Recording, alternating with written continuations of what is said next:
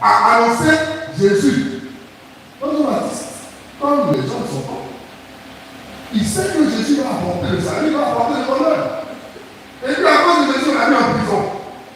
Il est en prison, il entend que Jésus fait beaucoup de bien dehors. Mais lui, le père est en prison. Comme vous et moi, souvent devant la situation, on prie, Seigneur, agis. Et puis on a l'impression que le Seigneur n'agit pas. Parce que notre volonté n'est pas forcément la volonté de Dieu. Dieu a son plan pour chacun d'entre nous. Et Dieu a son plan pour Jean-Baptiste. Certainement. Que les gens se disent, mais voilà. C'est à cause de Dieu qui a parlé ici.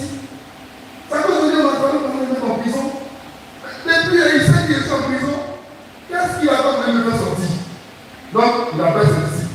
Allez lui demander, est-ce que celui dont je parlais, c'est toi ou bien c'est un autre qui va venir? Parce que moi, je ne comprends pas bien faire.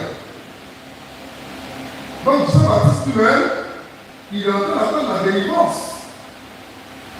Et quand il parle, les disciples demandaient à Jésus, Jésus leur fait une réponse en leur redonnant une partie de la parole de Dieu que Jean-Baptiste lui-même a annoncé.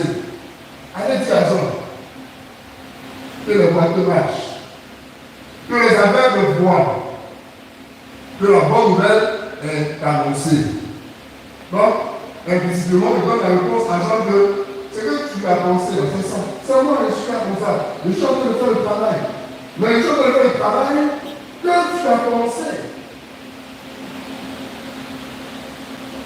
Jésus termine en disant, heureux qui ne chute pas à cause de moi.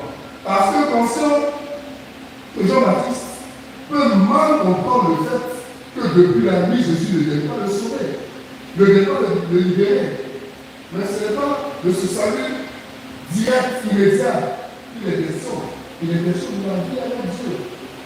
Jean-Baptiste donc est invité par Jésus à ne pas lutter, à demeurer serein, même dans cette épreuve de l'environnement à cause de lui Jésus. C'est une situation où les gens, on vient de nous avoir une histoire, on est très énergique. Et puis il y a une situation difficile et on se pose la question, Jésus, tu l'as oublié? C'est moi, je suis là ce matin, c'est moi qui suis le président de tel groupe, de telle association, de tel mouvement, du conseil. C'est moi qui suis le peuple là, qui parle de toi, et que tu me laisses vivre cette situation.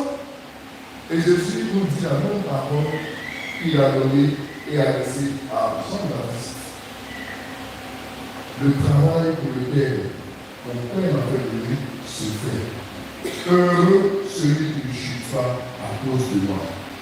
La référence donc, dont ces gens qui parlaient, la sérénité, la patience, le fait de tenir ferme doit pouvoir nous rejoindre lorsque nous sommes dans ces épreuves, dans ces situations difficiles.